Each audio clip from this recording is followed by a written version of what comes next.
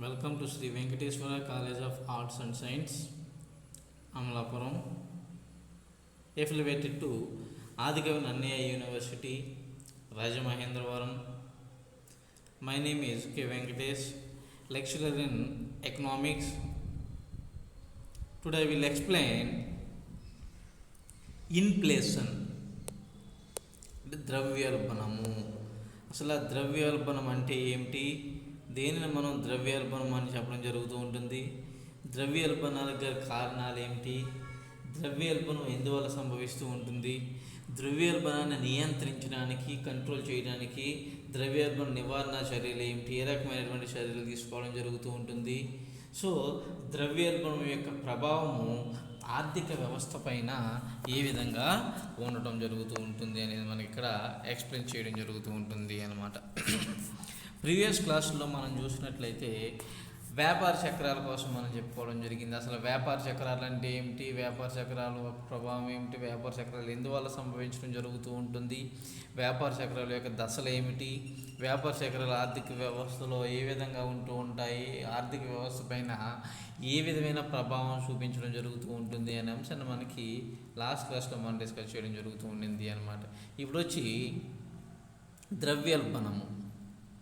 ద్రవ్యోల్బణము అంటే అసలు ఆర్థిక వ్యవస్థలో ఆర్థిక మాన్యము అన్న, ద్రవ్యోల్బణము అన్న, అలా అదేవిధంగా మనకి వ్యాపార చక్రాలన్న, ఇవన్నీ కూడా మనం ఏమని చెప్తూ ఉంటామంటే ఫైనాన్షియల్ క్రైసిస్ అని చెప్పడం జరుగుతూ ఉంటుంది అన్నమాట. అంటే ఫైనాన్షియల్ క్రైసిస్ అంటే దాని అర్థం ఏమిటి, వీటిని మనం ఫైనాన్షియల్ క్రైసిస్ అని చెప్పడం జరుగుతూ ఉంటుంది. ఫైనాన్షియల్ క్రైసిస్ అంటే అర్థం ఏమిటి అంటే, ఫైనాన్షియల్ క్రైసిస్ అంటే ఆర్థిక వ్యవస్థలో ఏర్పడే ఒడిదుడుకుల్ని మనం ఏమని చెప్తూ ఉంటామంటే ఫైనాన్షియల్ క్రైసిస్ అని చెప్పడం జరుగుతూ ఉంటుంది అనమాట. అంటే ఆర్థిక వ్యవస్థలో ఏర్పడే ఒడిదుడుకులు, ఈ ఆర్థిక వ్యవస్థలో ఏర్పడే ఒడిదుడుకులే మనకి ఫైనాన్షియల్ క్రైసిస్ అని మనం చెప్పడం జరుగుతూ ఉంటుంది. ఎందువల్ల ఆర్థిక వ్యవస్థలో ద్రవ్యోల్బణం రావడం జరుగుతూ ఉంటుంది అనేది మనం చూసినట్లయితే ఇక్కడ దానికి సంబంధించి క్లియర్గా ఎక్స్ప్లెయిన్ చేసుకోవడం జరుగుతూ ఉంటుంది.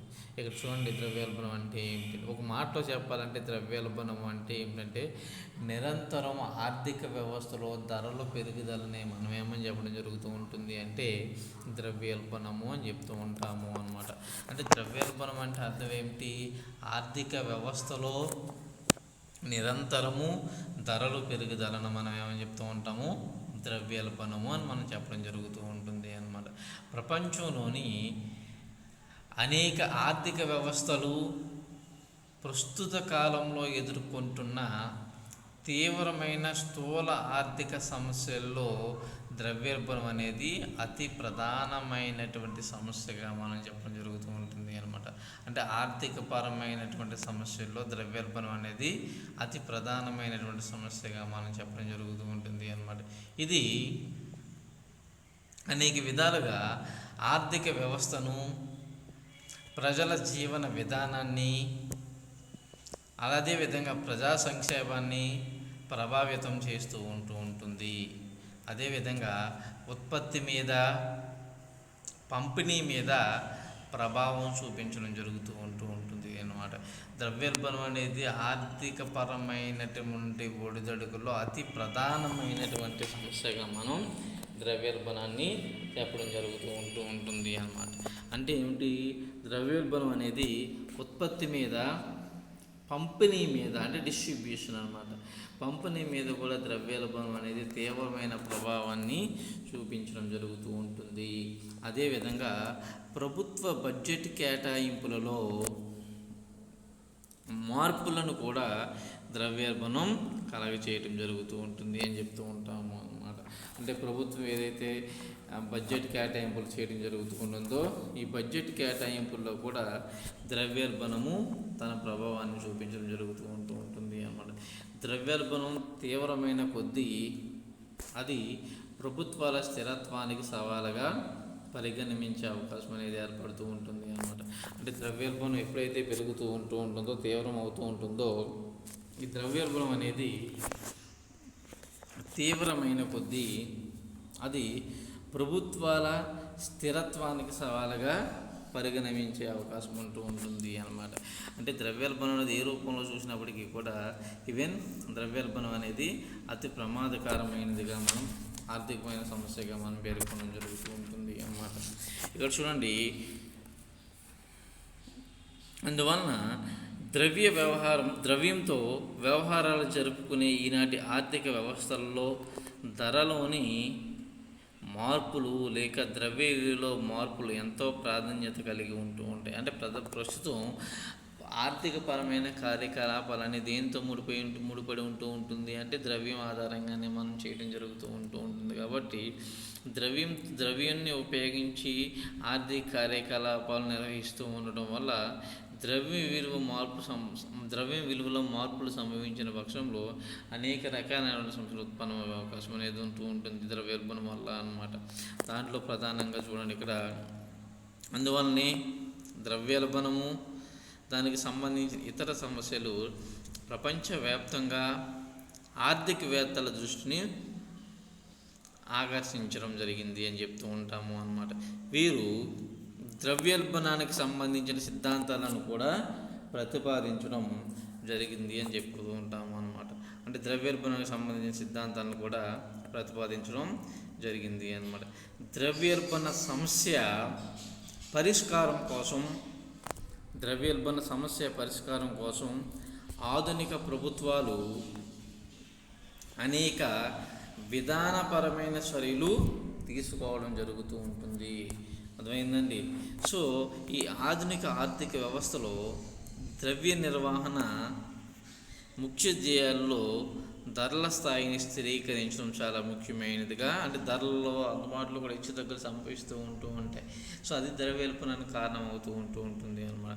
అందువల్ల ఈ ధరలను ఏం చేస్తూ ఉండాలి, స్థిరీకరించాలి. ధరలు అంటే హెచ్చుతగ్గులు అందుబాటులో సంభవించకుండా ఉండే విధంగా, ధరలు స్థిరంగా ఉండే విధంగా ఇవేం చేయాలి అన్నమాట. ఈ నేపథ్యంలో ద్రవ్యోల్బణం గురించి మనం క్లియర్గా మనం తెలుసుకోవడం జరుగుతూ ఉంటుంది. ఏమిటి అనేది మనకి ఇక్కడ చూడండి, ద్రవ్యోల్బణము అర్థము, ద్రవ్యోల్బణ నిర్వచనాలు. అంటే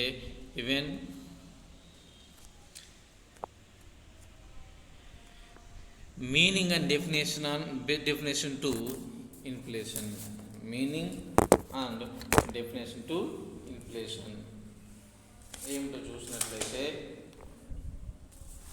ద్రవ్యోల్బణం అర్థము, అదేవిధంగా ద్రవ్యోల్బణం యొక్క నిర్వచనాలు. ద్రవ్యోల్బణ అర్థం ఏమిటో చూస్తే మనకి నిర్ణీత కాలంలో సాధారణ ధరల స్థాయి నిరంతరం పెరుగుతూ ఉండటాన్ని మనం ఏమని చెప్తూ ఉంటాము అంటే ద్రవ్యోల్బణము అని చెప్పడం జరుగుతూ ఉంటుంది అన్నమాట.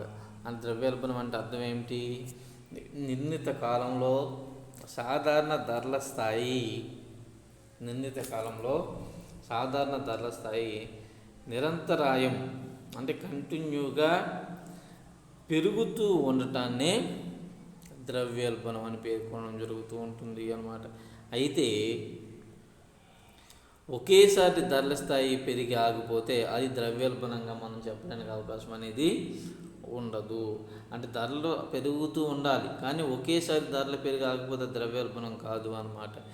అది కొద్ది రోజుల పాటు తాత్కాలికంగా ధరలు పెరిగినా అది ద్రవ్యోల్బణం అని మనం చెప్పడానికి అవకాశం ఉండదు అన్నమాట. ఒకేసారి ధరలు పెరిగినా లేదా కొద్ది రోజుల పాటు తాత్కాలికంగా ధరలు పెరిగి ఆగిపోయినా అది మనం ద్రవ్యోల్బణంగా చెప్పకూడదు.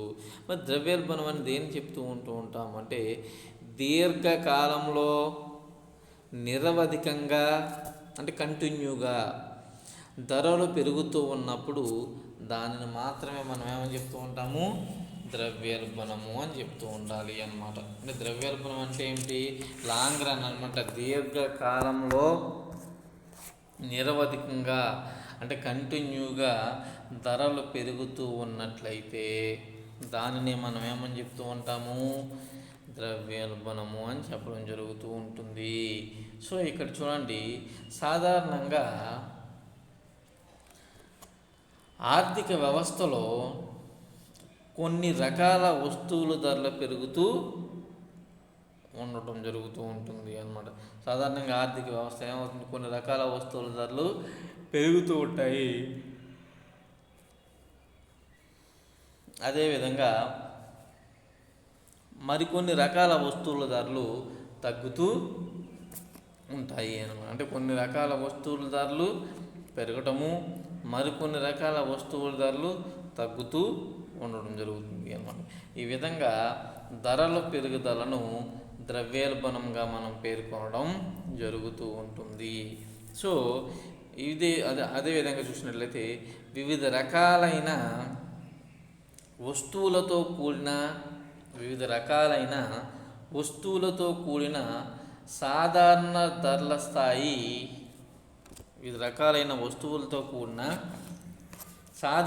స్థాయి క్రమం తప్పకుండా తరచుగా పెరుగుతూ ఉండటాన్ని మనం ఏమని చెప్తూ ఉంటాము అంటే ద్రవ్యోల్బణము అని చెప్పడం జరుగుతూ ఉంటుంది అన్నమాట.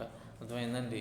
వివిధ రకాలైన వస్తువులతో కూడిన సాధారణ ధరల స్థాయి క్రమం తప్పకుండా తరచుగా పెరుగుతూ ఉండటాన్ని ద్రవ్యోల్బణం అని మనం చెప్పడం జరుగుతూ ఉంటుంది అన్నమాట. అదేవిధంగా రెండవ ప్రపంచ యుద్ధానికి పూర్వం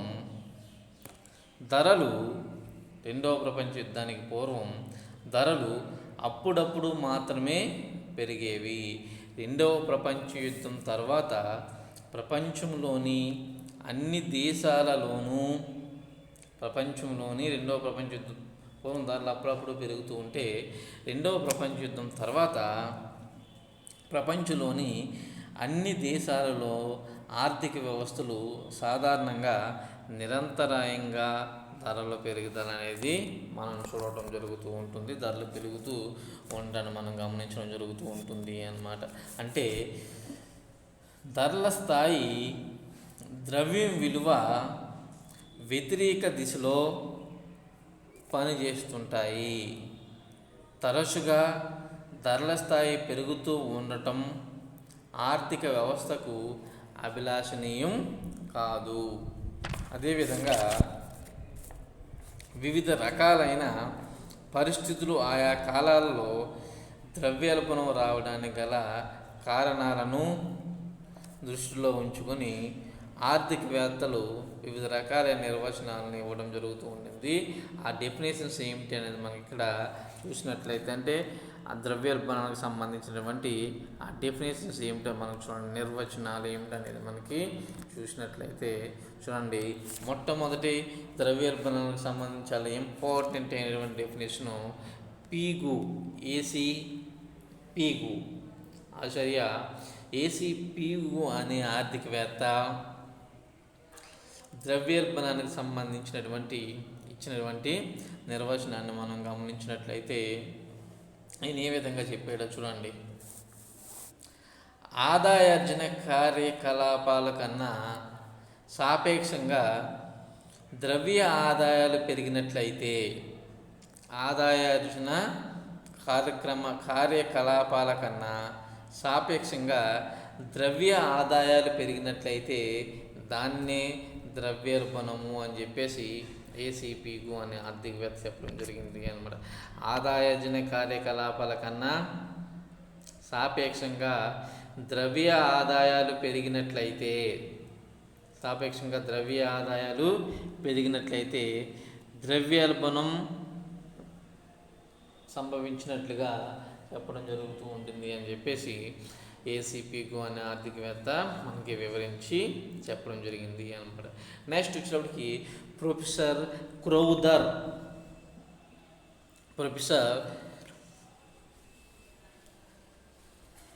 క్రౌదర్ అనే ఆర్థికవేత్త చూసినట్లయితే మనకి క్రౌదర్ అనే ఆర్థికవేత్త దృష్టిలో ప్రొఫెసర్ క్రౌదర్ అనే ఆర్థికవేత్త దృష్టిలో ద్రవ్య విలువ పతనం చెందుతున్న స్థితి అంటే ధరలు పెరుగుతున్న స్థితి ద్రవ్యోల్బణం.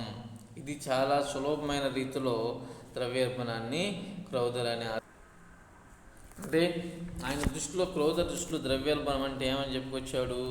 ద్రవ్యోల్బణం అంటే ద్రవ్యం విలువ పతనం చెందుతూ ధరలు పెరుగుతూ ఉండటాన్ని, ద్రవ్యం విలువ తగ్గుతూ ధరలు పెరుగుతూ ఉండటాన్ని ద్రవ్యోల్బణంగా క్రౌదర్ అనే ఆర్థికవేత్త మనకి నిర్వచించడం జరుగుతూ ఉండింది అన్నమాట. సో అదేవిధంగా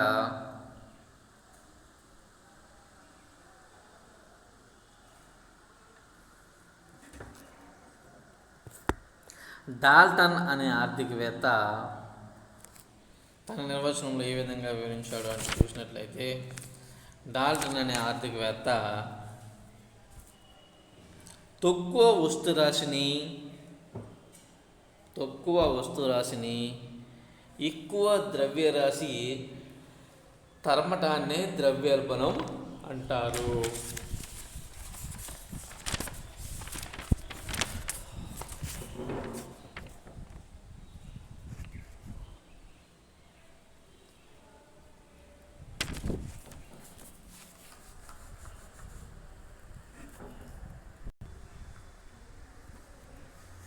తక్కువ వస్తురాశిని ఎక్కువ ద్రవ్యరాశి తనమంటాన్ని మనం ఏమని చెప్తూ ఉంటాము అంటే ద్రవ్యోల్బణం అని చెప్తూ ఉంటారు అని చెప్పేసి డాల్టన్ అనే ఆర్థికవేత్త వివరించి చెప్పడం జరిగింది అన్నమాట. అర్థమైందండి. తక్కువ వస్తురాశిని ఎక్కువ ద్రవ్యరాశి తరమటాన్నే ద్రవ్యోల్బణం అంటారు అని చెప్పి డాల్టన్ చెప్పడం జరిగింది అనమాట. అదేవిధంగా హార్ట్రే అనే ఆర్థికవేత్త చూడండి, అధికంగా కరెన్సీ నోట్లను జారీ చేయడమే ద్రవ్యోల్బణం అని హార్ట్రే అనే ఆర్థికవేత్త చెప్పడం జరిగింది. అంటే అధిక కరెన్సీ ద్రవ్య సప్లై ఎప్పుడైతే అధికంగా ఉంటుందో, ఈ ద్రవ్య సప్లై అధికంగా ఉండటమే మనకి ద్రవ్యోల్బణం రావడానికి కారణంగా హార్ట్రే అనే ఆర్థికవేత్త నిర్వచించడం జరుగుతూ ఉండింది అన్నమాట.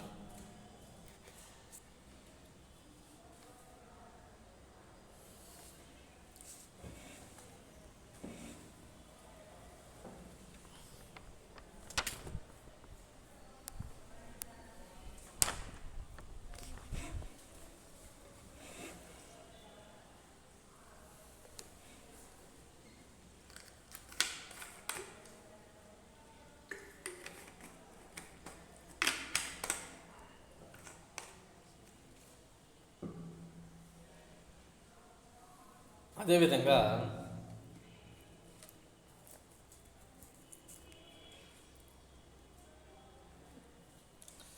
ధరల స్థాయిలో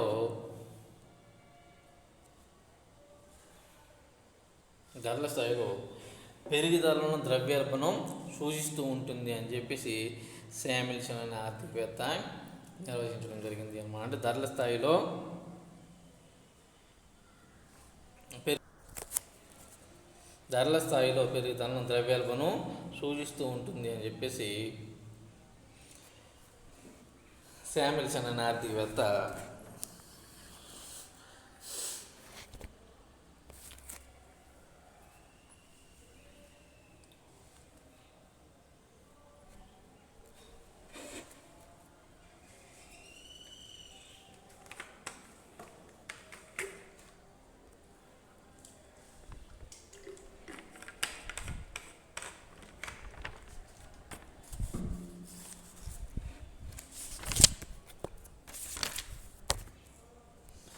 సో నెక్స్ట్ వచ్చేటప్పటికి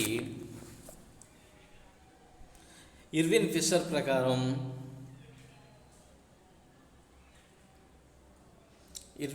ప్రకారం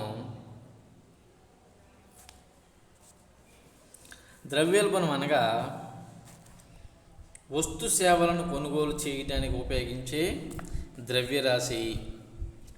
అదేవిధంగా లభ్యమయ్యే వస్తువుల కన్నా అధికంగా పెరగటం. ఇతని ప్రకారం ద్రవ్యోల్బణం అనేది ఉత్పత్తి అయిన వస్తురాశి కన్నా ద్రవ్యరాశి ఎక్కువగా ఉండటం వల్ల ద్రవ్యోల్బణం అనేది సంభవించడం జరుగుతూ ఉంటుంది అని చెప్పేసి ఇర్విన్ ఫిషర్ చెప్పడం జరిగింది అన్నమాట. అట్లనే గార్డినర్ ఆక్లీ అనే ఆర్థికవేత్త అభిప్రాయం ప్రకారం ధరలు సాధారణ స్థాయి లేదా సగటులో స్థిరమైన గ్రహించదగిన పెరుగుదలే ద్రవ్యోల్బణం అని చెప్పేసి ఆయన చెప్పడం జరిగింది అన్నమాట. అంటే ఏ నిర్వచనం మనం చూసినప్పటికీ కూడా ఫైనల్ కన్క్లూజన్ ఏమిటంటే ద్రవ్య సప్లై అధికంగా ఉండటము, ప్రజల యొక్క కొనుగోలు శక్తి పెరగటము, వస్తు సప్లై తక్కువగా ఉండటము ద్రవ్యోల్బణానికి ప్రధాన కారణాలుగా మనం చెప్పుకోవడం జరుగుతూ ఉంటుంది అన్నమాట. అర్థమైందండి. సో ఇక్కడ చూడండి, అనేక మంది ఆర్థికవేత్తలు ద్రవ్యోల్బణాన్ని అనేక రకాలుగా వివరించినప్పటికీ కూడా సాధారణ ధరల స్థాయిలో స్థిరమైన మనం గ్రహించదగిన నిరంతరం పెరుగుదలే ద్రవ్యోల్బణంగా అందరము కూడా చెప్పడం జరుగుతూ ఉంటుంది అని చెప్పేసి ఈవెన్ చెప్పడం జరుగుతూ ఉంటుంది అన్నమాట. అర్థం చేసుకోవడం జరుగుతూ ఉంటుంది అన్నమాట. అంటే ఏమి లేదు, నిరంతరము ద్రవ్యోల్బణం అనేది పెరుగుతూ ఉంటుంది. నిరంతరం ద్రవ్యోల్బణం అనేది ధరలు పెరుగుతూ ఉంటానే ద్రవ్యోల్బణంగా మనం చెప్పడం జరుగుతూ ఉంటుంది అన్నమాట. ఇక్కడ చూడండి, ద్రవ్యోల్బణాన్ని లెక్కించడానికి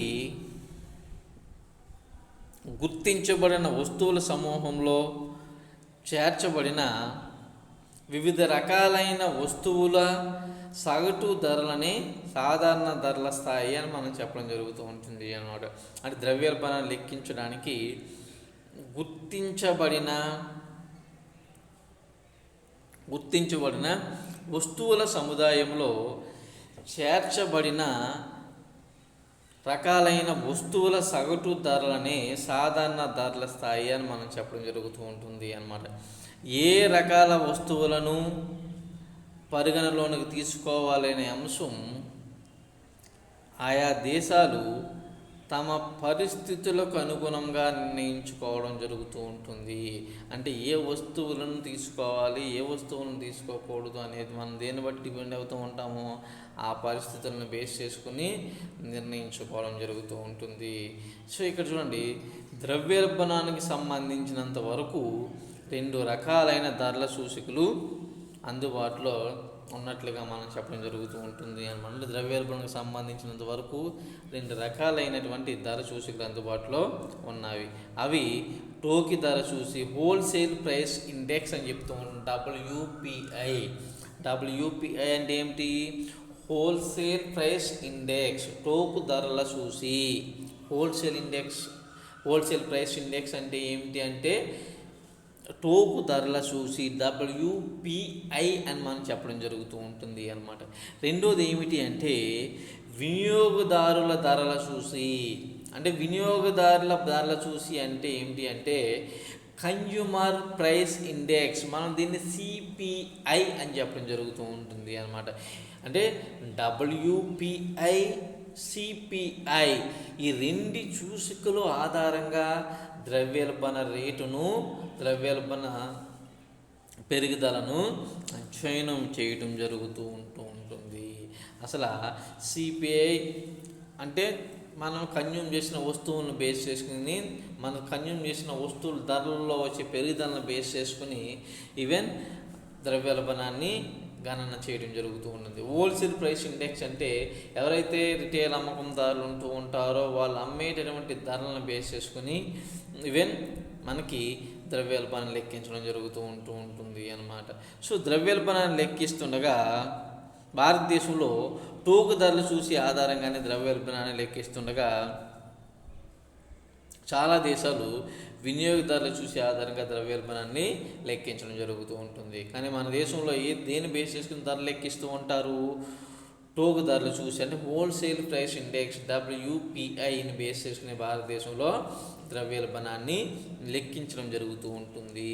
ఎందుకు భారతదేశంలో WPIని తీసుకుని మనం లెక్కిస్తూ ఉంటాము అంటే భారతదేశం మిశ్రమ ఆర్థిక వ్యవస్థ కాబట్టి రాష్ట్రాలకు కూడా కొన్ని ఆర్థిక పరమైనటువంటి నిర్ణయాలు తీసుకునే అధికారం కలిగి ఉంటున్నాయి. కాబట్టి ఒకే వస్తువు దేశం మొత్తం మీద ఒకే ధర ఉండే అవకాశం ఉండదు. కాబట్టి ఈవెన్ భారతదేశంలో హోల్సేల్ ప్రైస్ ఇండెక్స్ని మనం తీసుకోవడం ఉంటుంది.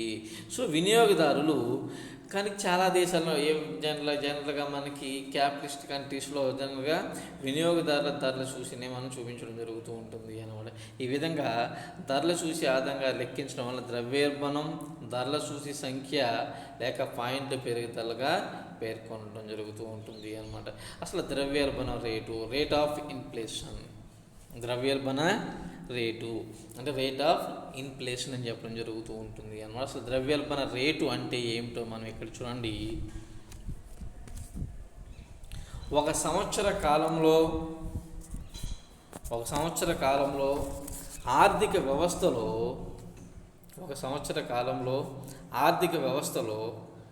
ధరల చూసి సంఖ్యలో ప్రైస్ ఇండెక్స్ నెంబర్, ధరల చూసి సంఖ్య అంటే ఏమిటంటే ప్రైస్ ఇండెక్స్ నెంబర్ అనమాట. ఒక సంవత్సర కాలంలో ఆర్థిక వ్యవస్థలో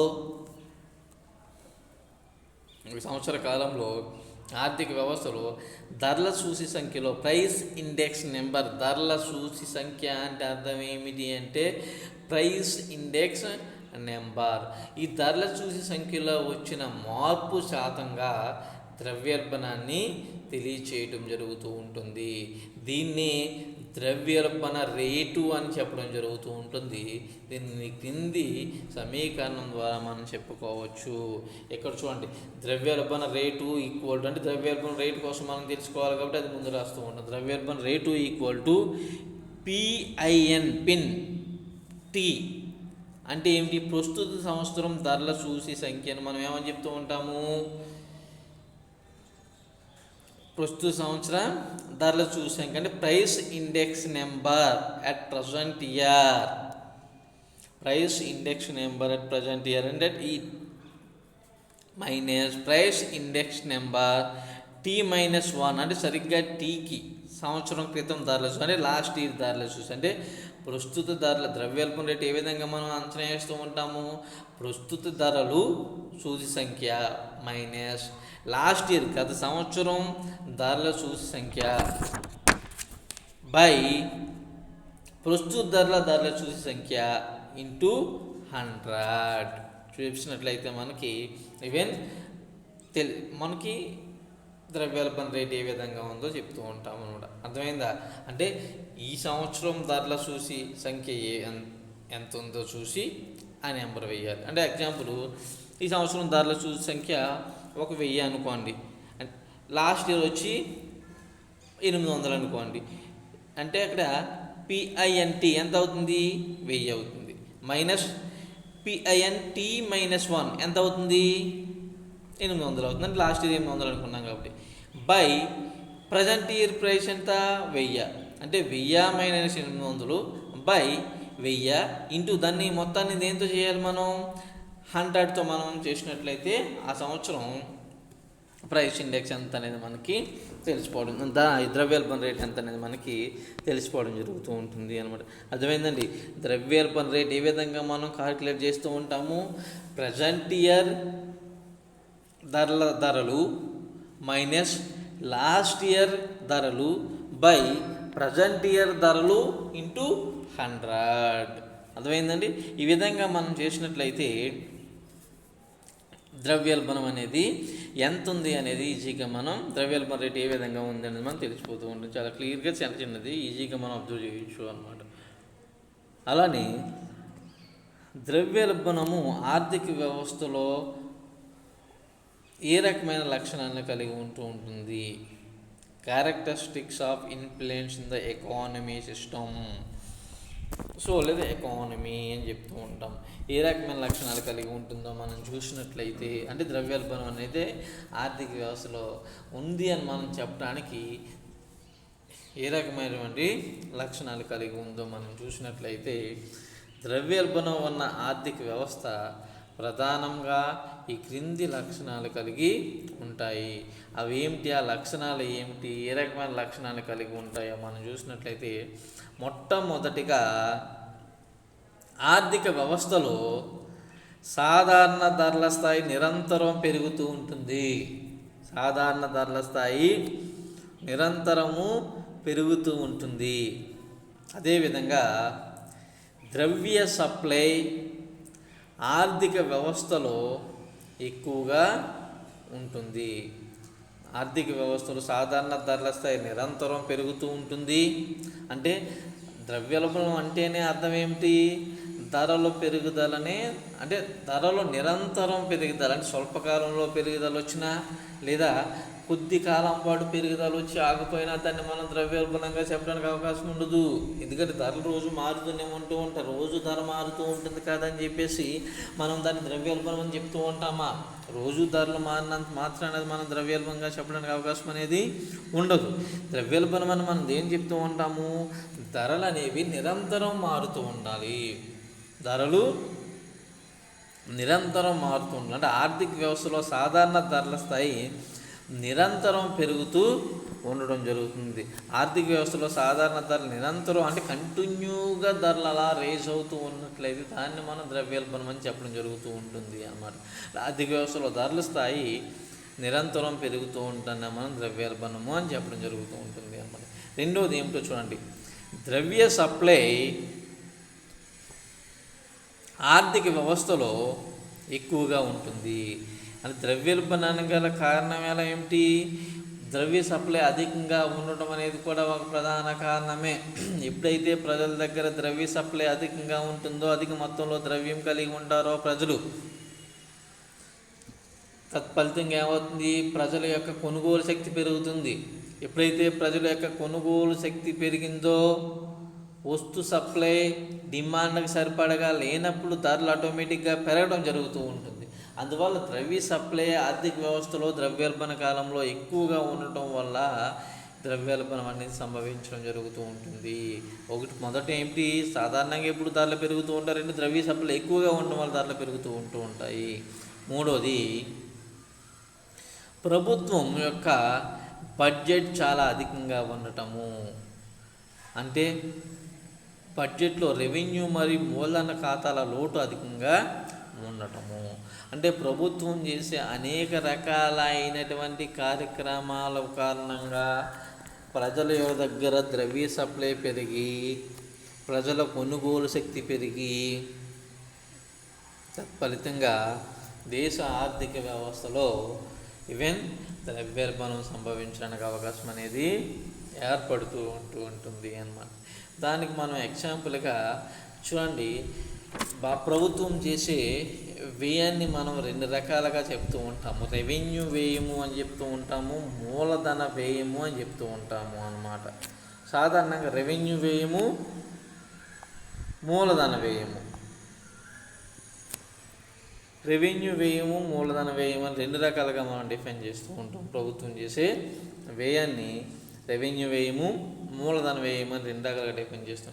రెవెన్యూ వ్యయము అంటే ఏమిటంటే ప్రభుత్వం దైనందిన కార్యక్రమాల నిర్వహణకు ప్రభుత్వం చేసే వ్యయాన్ని రెవెన్యూ వ్యయం అని చెప్తాం. అంటే ప్రభుత్వం తన రోజువారీ కార్యక్రమాలను నిర్వహించడానికి, నిర్వహణ కొరకు ప్రభుత్వం చేసే వ్యయం మొత్తము కూడా రెవెన్యూ వ్యయం అవుతూ ఉంటుంది అన్నమాట.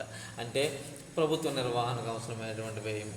మూలధన వ్యయము అంటే ప్రభుత్వము అభివృద్ధిపరమైన కార్యక్రమాలపైన చేసే వ్యయాన్ని మూలధన వ్యయం అని చెప్తూ ఉంటాం. ఎగ్జాంపుల్, గవర్నమెంట్ ఎంప్లాయ్కి ఇచ్చే శాలరీ దేంట్లోకి వస్తుంది? ఇప్పుడు రెవెన్యూ వ్యయంలోకి వస్తుంది. ఒక ప్రాజెక్ట్, ఇరిగేషన్ ప్రాజెక్ట్ కట్టారనుకోండి, లేదా ఒక రోడ్డు వేసారనుకోండి, అది దేంట్లోకి వస్తుంది? మూలధన వ్యయంలోకి వస్తూ ఉంటుంది అన్నమాట. ఈ ప్రభుత్వము ఈ జనరల్గా మా భారతదేశం లాంటి అల్ప అభివృద్ధి దేశాలు, అభివృద్ధి చెందుతున్న దేశాలన్నీ కూడా ఈ మూలధన వ్యయము చాలా తక్కువగా చేయడం జరుగుతూ ఉంటుంది. మనం చేసే వ్యయం, మెజారిటీ ఆఫ్ వ్యయం ఏమిటి అంటే మనం చేసే వ్యయము రెవెన్యూ వ్యయమే మనం చేయడం జరుగుతూ ఉంటుంది తప్ప మూలధన వ్యయమేమి మనం పెద్దగా చేయట్లేదు. రెవెన్యూ వ్యయమే మనం చేస్తూ ఉన్నాము అన్నమాట. మూలధన వ్యయమేమి మనం పెద్దగా ఏం చేసింది ఏమీ లేదు. మొత్తం అంతా కూడా మనం ఏ రకమైన వ్యయం చేస్తూ ఉన్నాము? రెవెన్యూ వ్యయాన్ని మనం చేస్తూ ఉన్నాము. అంటే ఎక్కువ సంక్షేమ కార్యక్రమాలపైన, వీటికి పైన మనకి ఎక్కువ వ్యయం చేస్తూ ఉంటాం తప్ప అభివృద్ధిపరమైన కార్యక్రమాలు అనేవి చాలా తక్కువ చేయడం జరుగుతుంది.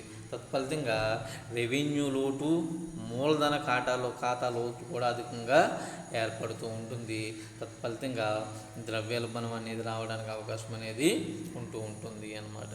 నెక్స్ట్ వచ్చేటప్పటికి వస్తు సేవల సప్లై ద్రవ్య సప్లై కన్నా తక్కువగా ఉంటుంది.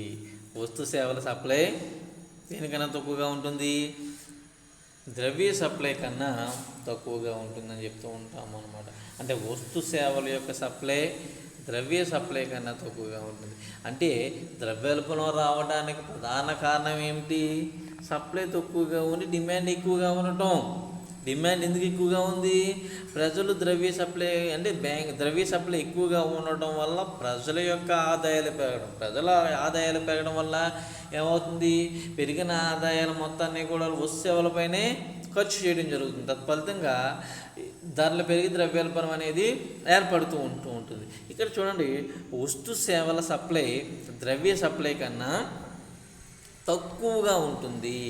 ఎప్పుడైతే ఇప్పుడు ద్రవ్య సప్లై వస్తు సేవల సప్లై రెండు సమానంగా ఉన్నట్లయితే మనకి ద్రవ్యోల్బణం వచ్చే అవకాశం ఉండదు. అంటే మన దగ్గర డబ్బులు ఉన్నాయా, డబ్బులు ఎంతైతే మన దగ్గర ఆదాయాలు పెరుగుతున్నాయో ఆదాయ పెరుగుదలతో పాటు ఉత్పత్తి పరమైనటువంటి కార్యక్రమాలు ఏవైతే అంటే వస్తువు ఉత్పత్తి సంబంధించి పెరుగుదల కూడా అదే స్థాయిలో పెరిగినట్లయితే మనకి ద్రవ్యోల్బణం వచ్చే అవకాశం ఉంటుందా? ద్రవ్యోల్బణం వచ్చే అవకాశం అనేది ఎట్టి పరిస్థితుల్లోనూ కూడా ఉండదు. కానీ భారతదేశంలో ప్రపంచంలో ద్రవ్యోల్బణం రావడానికి కారణం ఏమిటి? ద్రవ్య సప్లై పెరుగుతూ ఉంటుంది. తత్ఫలితంగా ప్రజల యొక్క ఆదాయాలు పెరుగుతూ ఉంటాయి. ద్రవ్య సప్లై పెరుగుతూ ఉంటుంది, ప్రజల ఆదాయాలు పెరుగుతూ ఉంటాయి. కానీ ఈ ద్రవ్య సప్లై పెరిగినటువంటి రేట్లో వస్తు సేవల ఉత్పత్తి అనేది పెరిగే అవకాశం ఉండదు. తత్ఫలితంగా వస్తు ఉత్పత్తి అంటే వస్తు సేవల యొక్క స్కేర్సిటీ ఏర్పడి కొరత ఏర్పడి ధరలు పెరగడం జరుగుతూ ఉంటుంది. తత్ఫలితంగా ద్రవ్యోల్బణం అనేది సంభవించడానికి అవకాశం ఏర్పడుతూ ఉంటుంది అన్నమాట. అర్థమైందండి? వస్తు సేవల సప్లై ద్రవ్య సప్లై కన్నా తక్కువగా ఉంటుంది. వస్తు సేవల సప్లై ద్రవ్య సప్లై కన్నా తక్కువగా ఉంటుంది అన్నమాట. ఇక్కడ చూడండి, బ్యాంకు పరపతి విస్తరిస్తూ ఉంటుంది. బ్యాంకు పరపతి విస్తరిస్తూ ఉంటుంది. బ్యాంకు పరపతి అంటే ఏమిటి? బ్యాంకులు ఏవైతే లోన్స్ ఇస్తూ ఉంటాయో, అప్పు ఇస్తూ ఉంటుందో దాన్నే మనం బ్యాంకు పరపతి అని చెప్పడం జరుగుతుంది. ఈ బ్యాంకు పరపతి అనేది విస్తరిస్తూ ఉంటుంది. అంటే బ్యాంకులు ఇచ్చే రుణాలు పెరుగుతూ ఉంటాయి. అర్థమైందండి? బ్యాంకు పరపతి విస్తరిస్తూ ఉంటుంది అంటే బ్యాంకులు ఇచ్చే రుణాలు పెరుగుతూ ఉంటాయి.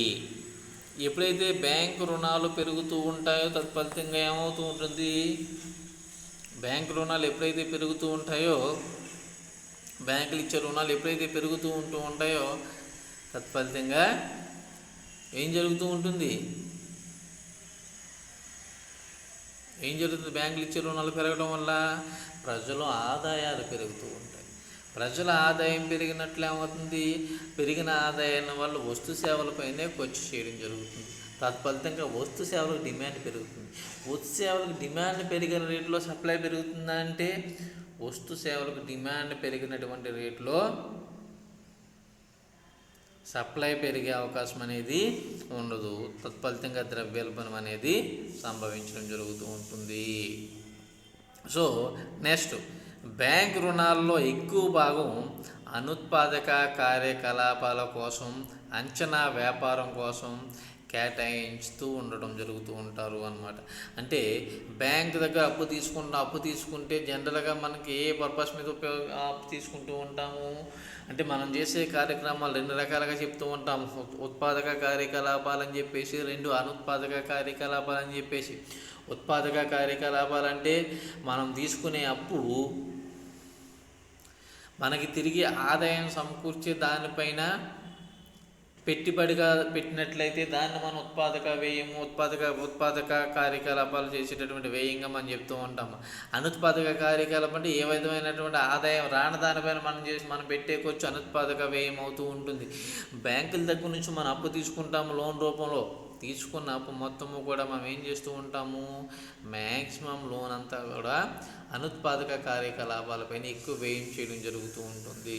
ఇది కూడా ద్రవ్యోల్బణం రావడానికి ఒక ప్రధానమైనటువంటి కారణంగా మనం చెప్పచ్చు. అర్థమైందండి. అంటే ఉత్పాదక వ్యయం అంటే మనం చేసే వ్యయము తిరిగి మనకు ఆదాయం సమకూర్చే దానిపైన మనం చేస్తే అది ఉత్పాదక వ్యయం అవుతుందన్నమాట. అది అనుత్పాదక వ్యయం అంటే ఏమిటి? మనం చేసే వ్యయం వల్ల తిరిగి మనకు ఆదాయం వచ్చే అవకాశం అనేది ఉండదు. అంటే మనం ఏదో వేరే చిల్లర ఖర్చులు పెట్టుకోవడం అన్నమాట. బ్యాంకుల దగ్గర తీసుకునేటువంటి రుణాల్లో చాలా మట్టుకు మనం ఏం చేస్తూ ఉంటామంటే ఈ విధంగా అనుత్పాదక వ్యయాలే మనం చేయడం జరుగుతూ ఉంటుంది అన్నమాట. నెక్స్ట్ వచ్చి అంచనా వ్యాపారంలో అధిక లాభాలు వస్తూ ఉంటాయి. బంగారము, వెండి వంటి లోహాల్లో, స్థిర ఆస్తులలోనూ పెట్టుబడులు పెరుగుతూ ఉండటం వల్ల కూడా ద్రవ్యోల్బణం సంభవించడానికి ఒక కారణం. అంటే స్పెక్యులైజేషన్ బిజినెస్ అని చెప్తూ ఉంటాం. అంచనా వ్యాపారం అంటే ఏమిటంటే స్పెక్యులేటివ్ బిజినెస్, స్పెక్యులేటివ్ ట్రేడ్ అని చెప్తూ ఉంటాము అన్నమాట. సో ఈ స్పెక్యులేటివ్ ట్రేడ్ వల్ల అధిక మొత్తంలో లాభాలు వస్తాయి అని భావించడం వల్ల బంగారం, వెండి అంటే విలువైన లోహాలను స్థిరాస్తులుగా భావించడం కారణంగా ఈవెన్ పెట్టుబడి పెరుగుతూ ఉంటుంది. తత్ఫలితంగా ద్రవ్యోల్బణం రావడానికి అది కూడా ఒక ప్రధాన కారణంగా మనం చెప్పడానికి అవకాశం ఉంటుంది అన్నమాట. అదేవిధంగా పారిశ్రామిక ప్రశాంతతకు భంగం ఏర్పడుతుంది. పారిశ్రామిక ప్రశాంతతకు భంగం ఏర్పడుతుంది అంటే ఏమిటి? పారిశ్రామిక ప్రశాంతతకు భంగం ఏర్పడడం అంటే ఏమిటి? శ్రామికులలో అసంతృప్తి ఉంటుంది. తరచుగా పారిశ్రామిక సమ్మెలు జరుగుతూ ఉంటాయి. కర్మాగారాల మూసివేత, లాకౌట్స్ గురవుతూ ఉండడం జరుగుతూ ఉంటుంది. సో ఫలితంగా కూడా మనకి ఇవే ద్రవ్యోల్బణం ఈవెన్ ఏర్పడడం కారణంగా మనం చెప్పడం జరుగుతూ ఉంటుంది అన్నమాట.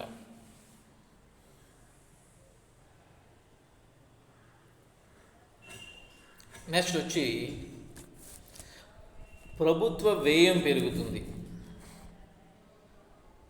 ప్రభుత్వ వ్యయం పెరుగుతుంది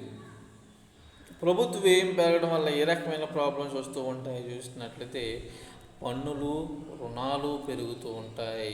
ప్రభుత్వ వ్యయం పెరుగుతుంది, పన్నులు, రుణాలు పెరుగుతూ ఉంటాయి.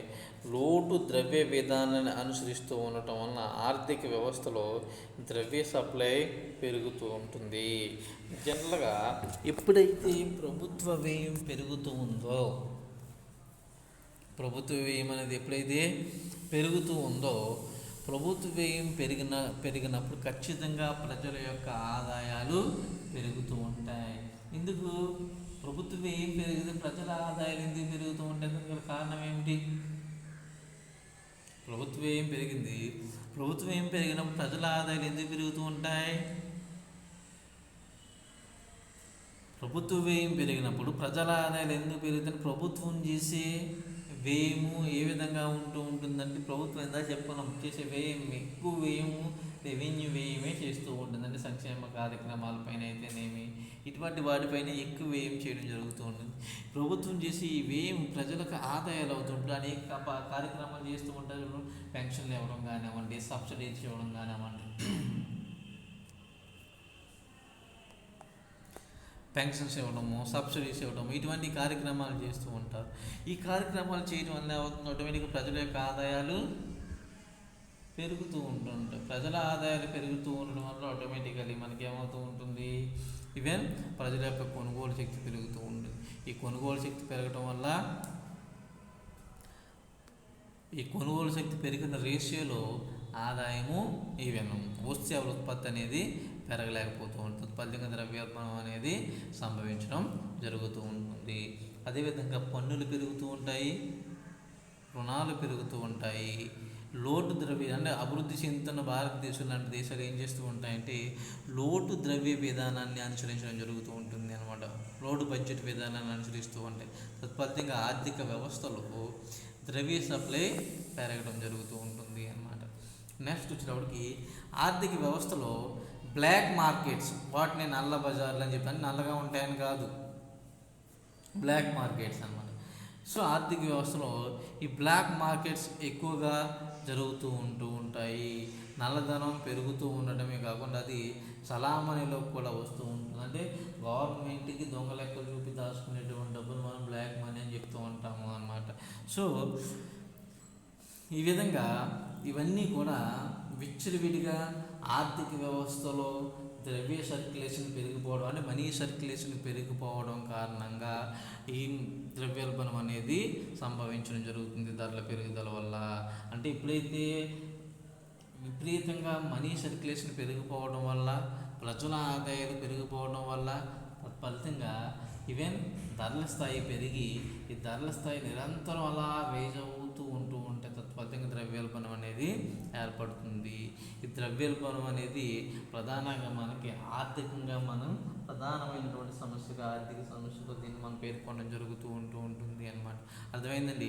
ఇది ద్రవ్యోల్బణము. నెక్స్ట్ ద్రవ్యోల్బణ రకాలు ఏమిటి, ఎన్ని రకాలుగా టైప్స్ ఆఫ్ ఇన్ఫ్లేషన్, ఎన్ని రకాలుగా ద్రవ్యోల్బణాన్ని మనం చెప్పడం జరుగుతూ ఉంటుంది అనేది నెక్స్ట్ క్లాస్లో మనం డిస్కస్ చేసుకోవచ్చు అన్నమాట. అర్థమైందండి?